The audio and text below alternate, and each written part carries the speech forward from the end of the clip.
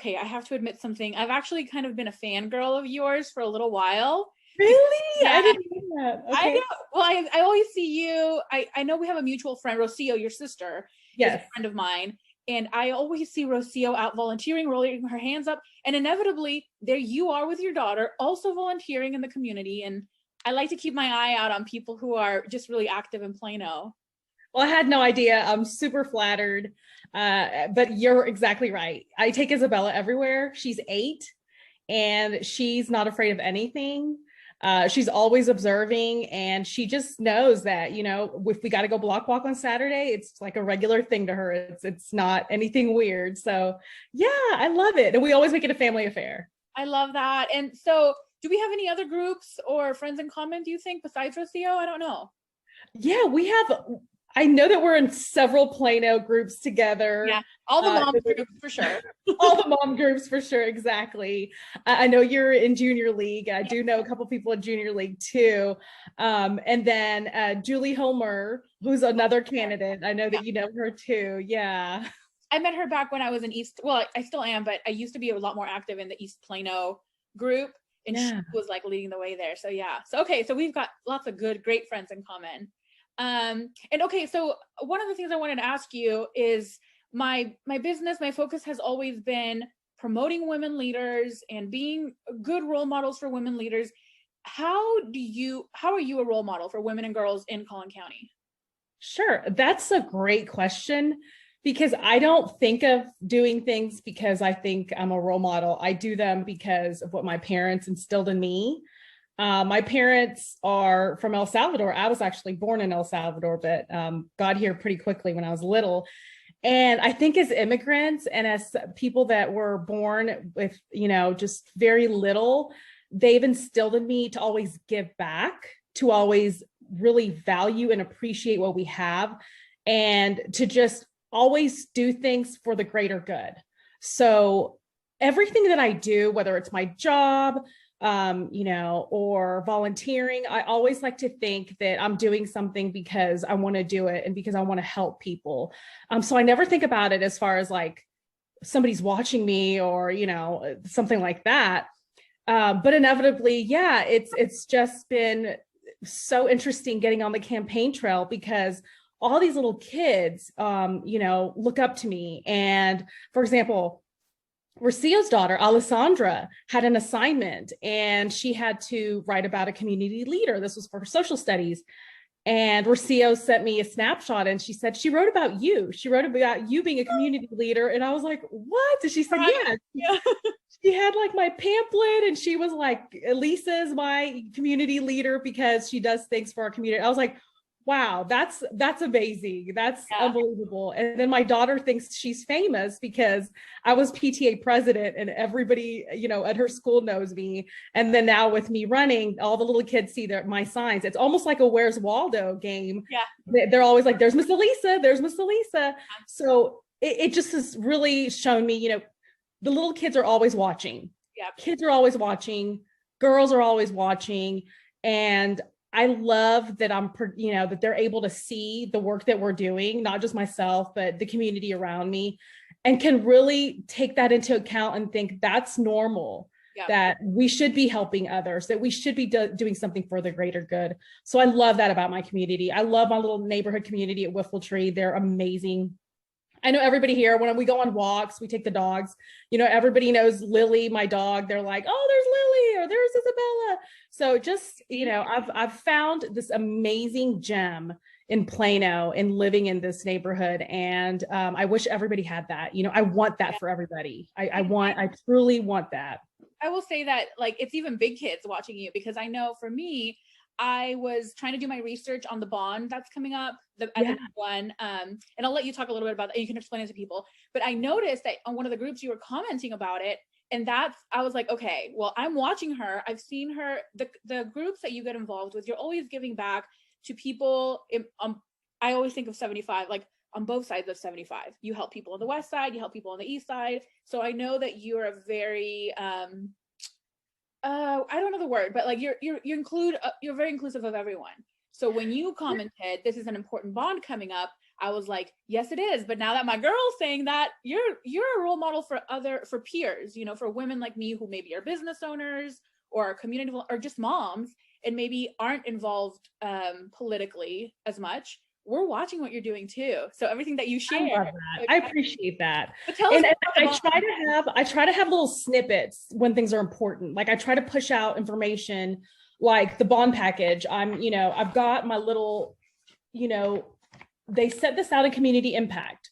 This is the biggest cheat sheet to the bond referendum and why it's important. The newsletter, the yes, the community impact newspaper that comes in the mail, everybody gets it. So take a look at that. It has all the reasons why it's important to us. What I'm interested in, just like you were saying, I look at this from a perspective of not just my, awesome community Whiffletree, but I've recently been very connected with Sigler Elementary, the Douglas community, and Bel Air Oaks apartment. So the bond referendum is going to look at revitalization and improvement projects for areas like that. I want to make sure that those projects come into fruition, that they're funded, that we're looking at things very carefully. And, that we're not just looking at improvements for the West Side or for certain parts of town, that we're looking at all of the revitalization efforts. And not just that, but inclusivity doesn't mean, just different backgrounds, but it also means maybe even disabilities that aren't seen or heard, right? So my son is ADHD. And I quickly whenever he joined the school, when he was in kindergarten, I very quickly learned what that meant, how the schools could provide better services for him through the 504 program. So I started learning. That's really how I became an advocate for education. I had to do all this research because I had no idea what that meant. When somebody tells you your child might have a learning disability or might have a challenge or something out of the norm, you automatically think, well, what did I do wrong? And then you shift gears to like, well, how can I help my child or how can I do that? So Plano has just an amazing wealth of resources. We were able to get him, connected with a counselor. We're in the 504 program. And a lot of the accommodations that he gets are actually very beneficial to the rest of the school children as well. For example, flex seating. So when kids have the ability to either, sit on one of those bouncy balls or have a stand-up desk, have some different options for seating, that's not just beneficial. To get the jitters out, but you need movement in order to keep your brain stimulated. So another way that, I've recently just really come to think about how this bond package is going to affect us is when we look at our aging infrastructure and we look at how to accommodate the entire community. Dylan Rafferty is a huge advocate for the disabilities community. And I look to him and I look to his groups that he's involved with, how this affects our community as well. Because if we don't have folks and their disabilities or their challenges in mind, we don't know how to create or improve what we have, especially when we're looking at, updating our buildings, updating our roads, providing services. I like to think of I like to think of inclusivity just of all these different aspects of having people put input on the decision making that we're making so that we can in the future, have all this planned out. I'm a planner. I'm a planner, problem solver. That's what I like to do. I'm always, most of us moms are, when we're in Plano too, and we're close to the Sagling Elementary School and that area. And I'm a member of the PTA, even though, we adopted my sister when she was 15. She's 20 now. So she's at Collin College. And so we support Collin College, of course, but we supported the PTA when she was at Plano Senior. But we also are members of the PTA at the elementary school because that's our neighborhood. That's the kids of my neighbors, and I want to make sure that they're okay. And when my husband and I talk, we're in an older house and that was built in the 70s. And so we talk about, should we stay here or do we move to some of the newer schools that have some of these programs that you're talking about? Or do we stay here and invest in our own community and help the families around us stay here? I don't want to leave Plano. I love Plano. I love how close it is to Dallas, but also I love it because I went to Plano Senior High School. This is my home and I want to continue to improve my home. And it's hard to do that without passing bonds like this that really help, with the local schools especially. So I love hearing about this. And do you have a link that I can put maybe in the video, like in the comments, for the resources, or do you think maybe I can get it from Community Impact? Oh, yes, I can grab it for you, because if you go to plano.gov, there's a section specifically for the bond referendum to explain all that. And I want to hit on one quick point that you just made, that you do not have to have a child in the school that you become a PTA member of. Yep. You can be a community member. Yep. Anybody can be a PTA member. There's a couple of us, and we, we're the non-parent ones, but we have businesses or we live in the community, and we want to make sure that the kiddos have what they need, because look, selfishly, we want to do it because it's a good thing to do, sure. But it's also selfishly, it improves your property values. If my community is educated, I have scientists, I have librarians, I have teachers. We're sort of promoting the education and the improvement of our community long-term, but also short-term. Kids that are engaged and that have programs and that feel heard and fulfilled at school, that lowers your crime rate, And so you want to think about all these things. And education is such an equalizer and will change the trajectory of your life. So my parents moved us to Plano because they knew Plano had excellent schools. That is the sole reason we moved to Plano. We moved from Garland, and they were like, we want you girls to graduate from a Plano high school. And sure enough, we all did. But my mom, she's in the education field. She's a teacher assistant. She's been doing that for over 30 years. My older sister, Susanna, she's a teacher in McKinney. So she has seen it all. She was a teacher for Title I school for 15 years. Wow. So you can imagine she has so many stories, and she has seen a family of educators. Yeah. And education has just been instilled in us. There was no doubt that we were going to go to college. That was instilled in us early on, that, education is how you get to be in a place in life where you can provide for your family and give back to the community. So I love Plano for that reason, that we just have amazing schools. My kids go to Matthews and I love it. Schimmelpfennig is an amazing middle school as well. And if we want to keep our schools, excellent schools, we need to make sure that our programs are well funded. I'm a big advocate of going down, to the PTA, with the PTA, to the legislative sessions. I've done that for several years. I've never done that. So what's that like? Okay, so it is actually extremely well run, and I love the PTA. The Council of PTAs here in Plano is amazing. First of all, it's over like a couple of months, so they prepare you. Like if you are interested in going, you kind of just get the word out and sign up. And then the state PTA starts putting together the list of priorities. So the reason that we have social emotional learning incorporated into our curriculum now is because at the last legislative session, the PTA decided that was going to be a priority. So they advocated for it. They provided us with literature, that we set up meetings. So I went with my mom and several other PTA members. We met up at over there at the district office. We took a bus down to Austin. It was a one-day event. We took a bus down there. Like it's mainly girls in the PTA, or are there men going? Or there's men there. There was actually a school bus full of high school students because they took the day off to go advocate. Oh, that's super cool. It was amazing. Yes. So they had actually high school students for Plano as well. And we all had our different meetings set up. So my mom and I went with the group with Kelly Thomas and some other folks. And I love Kelly. Yes, I love her too. We met with Matt Shaheen, and I talked to him specifically about social emotional learning and gave him just my background and how I became an advocate based on, the challenges that my son had and the importance of social emotional programs in our schools to prevent, a lot of the things that you talked about, at-risk behaviors, and just helping them deal with everyday life, right? And everyday struggles. So once, our meetings were set, we had a couple of rallies, we heard some really cool speakers, and then we came back home. And just having been part of that experience, it's very impactful.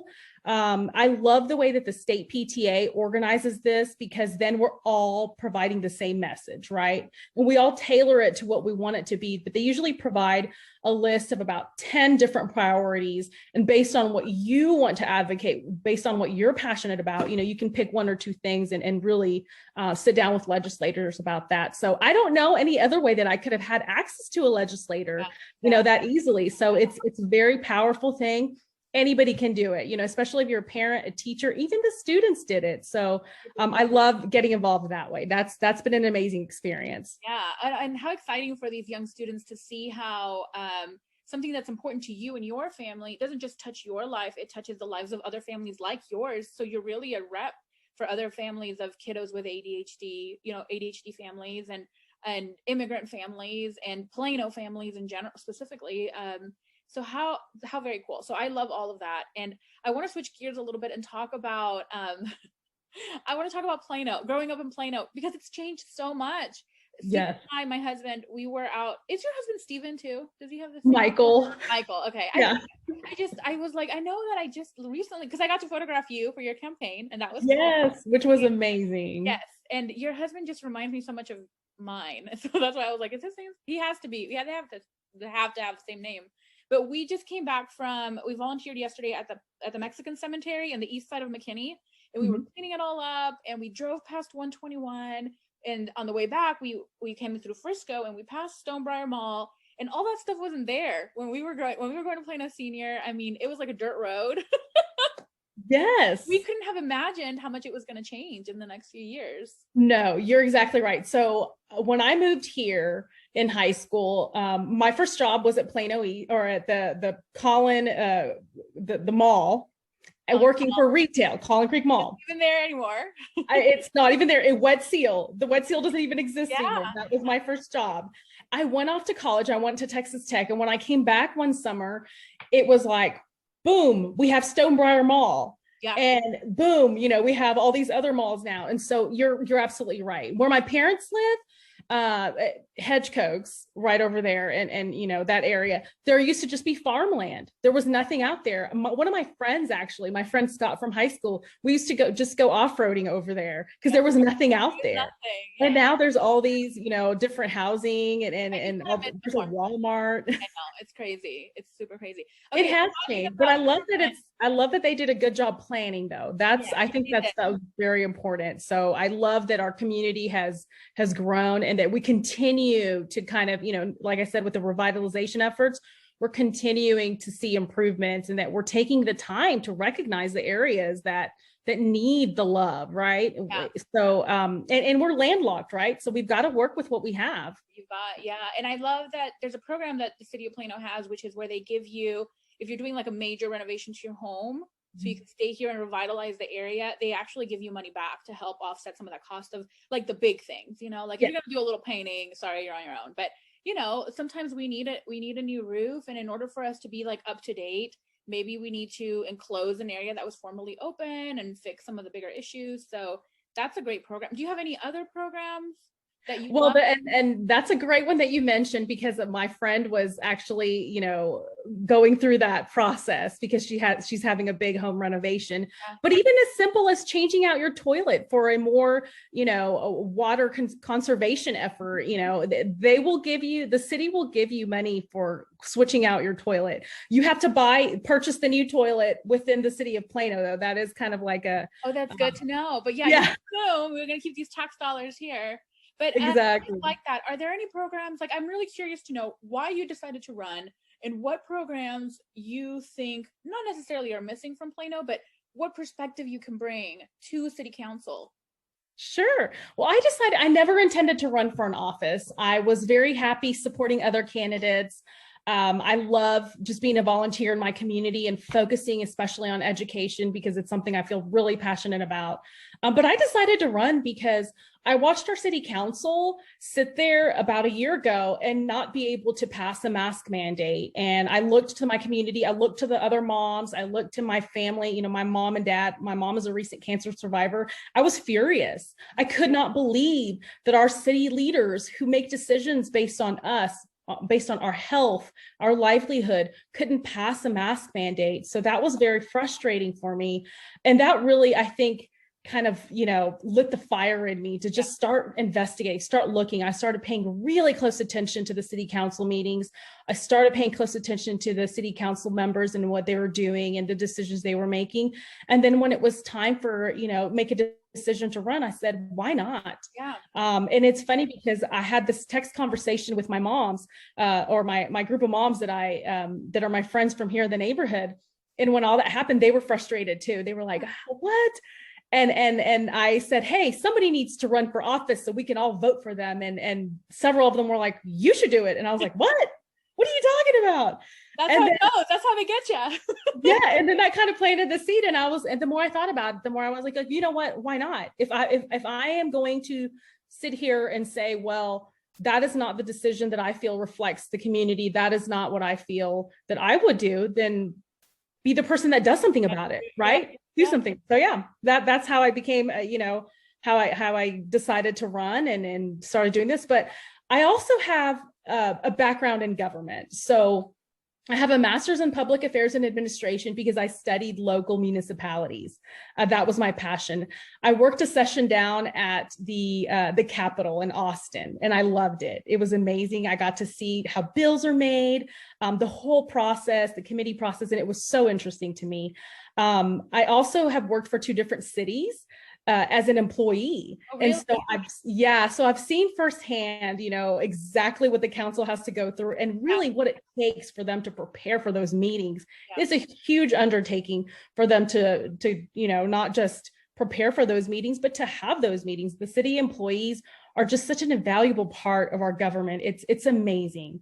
And so, then I have my business background. My husband and I own our own IT consulting company. We're a small business. We've been lucky enough to have been very successful and been doing this for about 7 years now. I love it. It's definitely been a life changer for us. It helps me have some flexibility so that I'm able to, be in the PTA and be involved in the community. So it's been great for me. But yeah, just having those experiences of local government, my small business, and just being a volunteer in the community, I feel like I have a pretty good grasp on what this community, needs and the community itself. And so I want to be able to serve more. I want to be able to help solve problems. Yeah. I liked you. I didn't know that you had worked for municipalities before, and I really think that's so important. Sometimes we can be really quick to judge our city officials and say, well, you should have known better, or you should have brought this to the table. And I'll say just like with the mask mandate, I can sympathize with people who feel like they don't need to wear a mask, but I will say, you don't think it'll happen to you until it does. And my dad, actually, he got COVID and recovered, but he's going to have long-term issues because of his COVID for the rest of his life.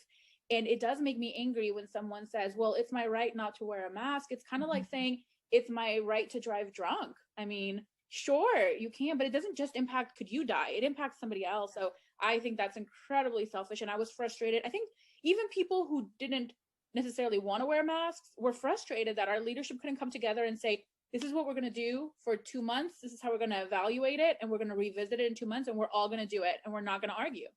And so you're exactly right. I'm just way refreshed now, and I'm even more Team Eliza. So that's awesome.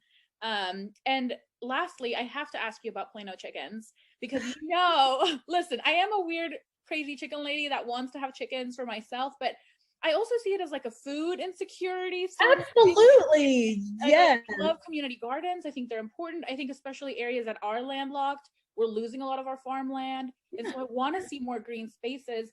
And I think it's weird that the rest of Collin County can have it, and Plano, that has a history of farming, doesn't allow chickens. So tell me what you think about that. And I know you're new to council, so I know this is not your biggest issue, but I am curious, as a member of the potentially Plano hen community, I'd like to know. I love it. No, I think it's great, because I saw, especially, with the pandemic, that we all looked and said, our food resources are what are they? We depend on all these grocery stores. We depend on going out to get our food. What better way to not be so dependent than to grow things on your own, including, fruits, vegetables. And I regretted not ever having a vegetable garden. Some of my friends in the neighborhood have them. And I was like, they actually gave me some, veggies. So it was great. Yeah. But I agree. I feel like there is a lot of support for this. And like I said, I'm a planner. I look at planning things. And I think that we should look to, for example, McKinney. Let's look to McKinney, who already has this, and say, what went wrong? How did you plan? Let's not reinvent the wheel. Let's get some feedback.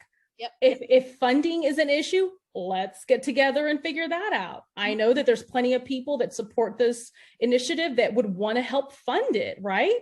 Yep. And then, so if you put the city working together with the community and looking to our sister cities who have already adopted this, let's figure it out. Because I do think there's a lot of support for it. This actually comes up more than you think. I know, people keep telling me that, like, I'll try to reach out and say, does anybody know what so-and-so thinks about chickens? And they're like, this is the 10th time someone asked them, like, this week.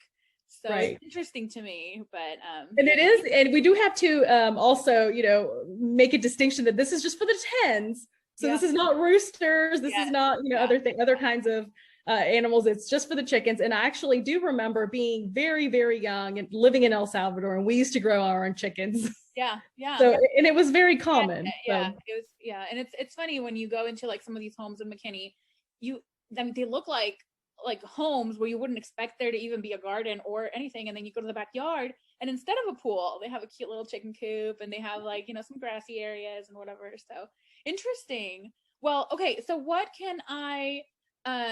is your main takeaway that you want? Obviously, my takeaway is we got to vote for you.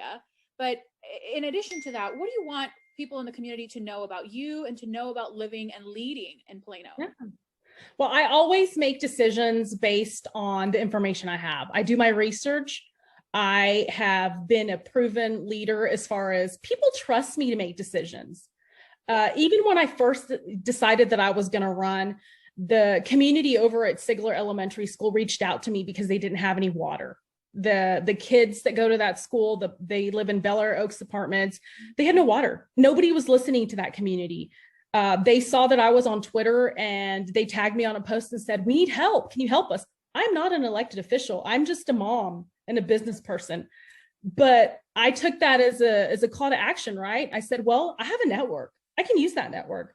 And I mobilized online and with my friends and said, let's get some water, let's get some food, let's get some resources together. And we ended up donating 100 cases of water to that community. I'm still connected with that community, and I'm trying to find ways to partner with them with our school. If people have different, extra things like clothes or food, I'm happy to take it over there. So I feel like the community trusts me to do things like that. And I'm happy to do it. It's part of who I am anyway. I want to help. I love this community. My kids are here, and they're going through Plano Public Schools. I have deep roots here. I'm staying here. I'm not going anywhere. I'm going to live here for a long time, and I want to make it the best place that there is. I want to keep it safe. I think that we live in one of the most safest places in the nation. I want to keep it that way. I want to make sure that our first responders have the correct funding, that they have the correct technology, that we're able to retain the talent so that we can continue to be the safest place there is.